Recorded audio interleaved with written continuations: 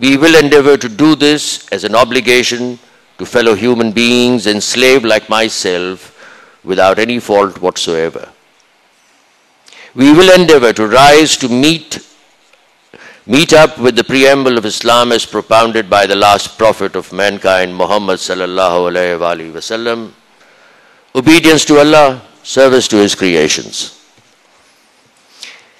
In charting out a course for ourselves, I have endeavored, therefore, to place before you today a roadmap divided into macro and micro objectives for a destination.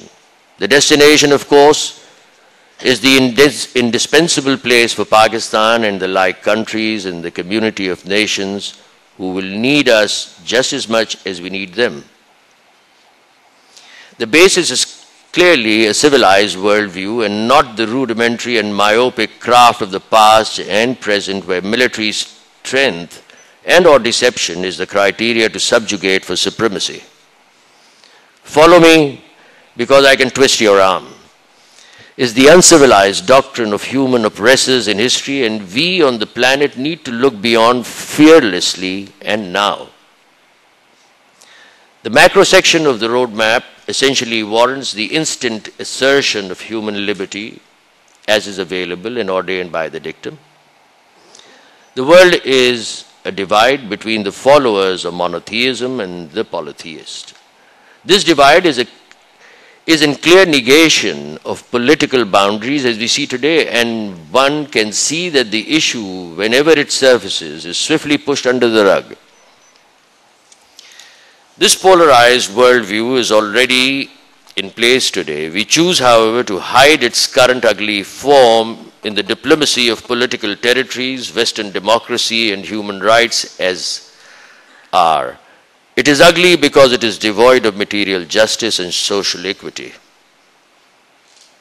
The other macro factor of the roadmap rests in the ending authoritarianism.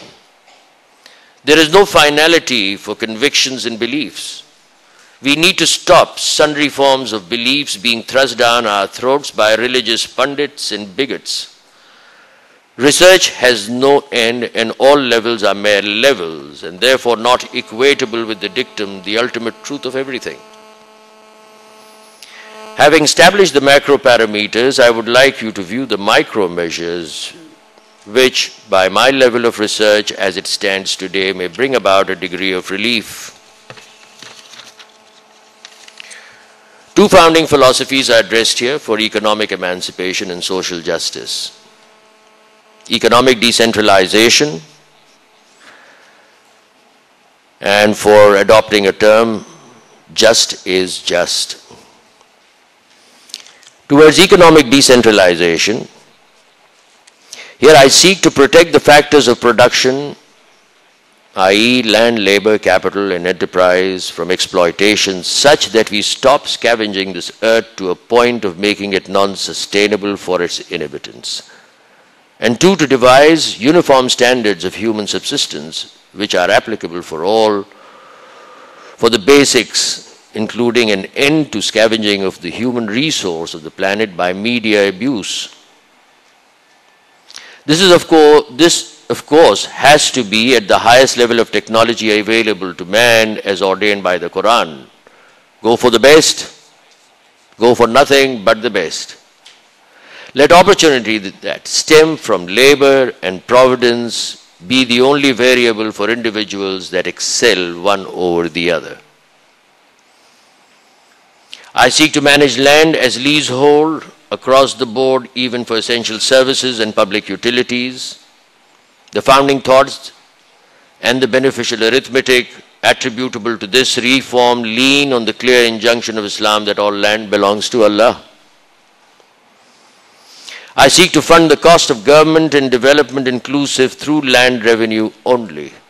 The founding thoughts here stem from the injunction that all land belongs to Allah and that we are His vice regents on the planet. I seek to provide stakes for individuals as owners in the population units of their respective belonging. The need to provide the population with the best minimum standard for basic subsistence warrants that we opt for urbanization and each citizen has a share in the urban unit. I seek to formalize the status of each population area in existence as a municipal company, supporting the urban unit to be with vertical facilities. The thought behind this is fiscal management such that it provides for investment opportunities for the citizens without the element of riba. I seek agriculture to become corporate, to effectively support the population within the country. From the surpluses, the industry can go beyond. The thought behind this is to arrest freehold land ownership and consequent fragmentation of land. I seek to empower labor to a point of dignity such that they are free from the shackles of slavery, relying only on their toil and no more. The captivity of labor is criminal in Islam and will have to be done away with in every form whatsoever. I seek to empower the medium of exchange by the instrument of assetization and across-the-board amalgamations and cross-border amalgamations, giving it international equity at par. This is a fundamental injunction which has to be implemented. The medium of exchange we call money is not a commodity, it is a measure of labor and needs to be addressed such. I seek to renounce all curbs on enterprise, external and internal, that deter our respective and individual right to exercise our free will. The injunction in support is amply explained here and above. I seek to adopt the dictum as our constitution as the ultimate level of knowledge. We should keep evolving towards the ultimate level of the truth and, in the interim, keep governing ourselves with statutes that evolve, like any technology, based on research.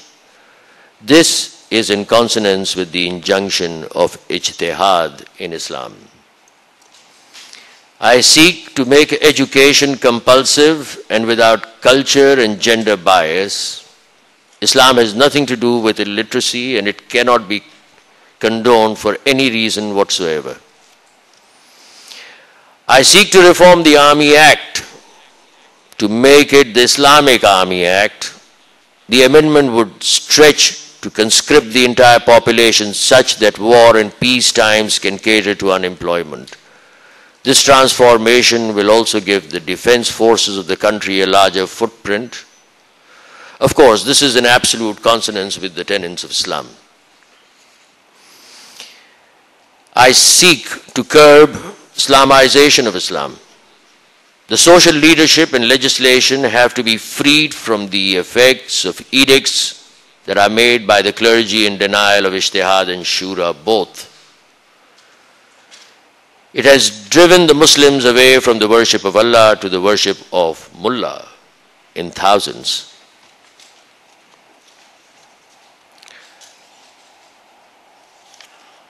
Towards an independent judiciary, which I have titled Just is Just, I have the following submission. Politics in the defense of an ideology, a profit center, a doctrine. The elements of justice, on the contrary, have to be Puritan, and therefore we cannot have ourselves adjudicated by a partisan jurist. The benchmark of adjudicating needs to be A, the dictum, and B, the ultimate level of research base available to man. On these factors should rest the scales of justice. However idealistic this may manifest, the entire judicial structure is in need of change. This change is necessary to uphold the rule of law through a neutral umpire that stands between the governors and the governed. I therefore seek that the head of the judiciary be the head of state. This is what the dictum proposes too. I seek that the institution be independent of monetary gain. They should be the highest paid office in the country. Judges who be therefore, when they adopt the profession, should die in it. I seek that the society support the cost of this institution in defense of our social fabric and economic frontiers. I seek that legislation is primed based on research carried out at universities for social sciences and are legislated without sectarian bias in assemblies. I seek that all laws based on borrowed philosophies and without popular consensus be ratified to meet with our socio-economic identity and most our ideology.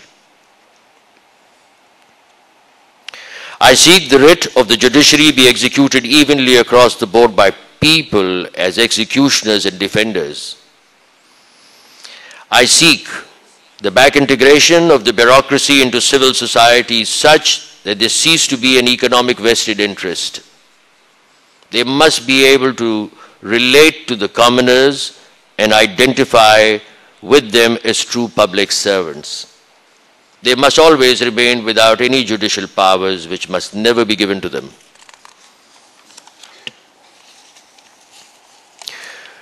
My dear friends, in concluding this narration, which is the initial paper of the thesis as it will follow in other seminars to come,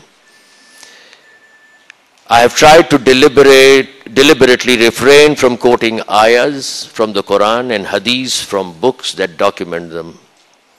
You have perhaps heard them all and you have seen how these are distorted to protect the economic and political vested interests of materialists and mystics.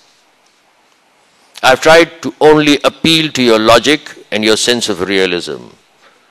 I have chosen you as my audience because I can relate to you as a victim of the present diabolic world order that is destroying you, me, and our children, and most are aboard. This planet you and I live on and will certainly die in. I therefore invite you to think and think hard.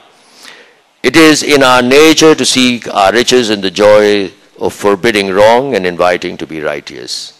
Let's get rich, live better, and die as heroes by uplifting our lot.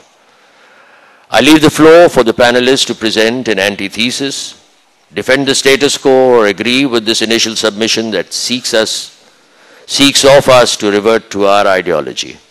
Thank you all.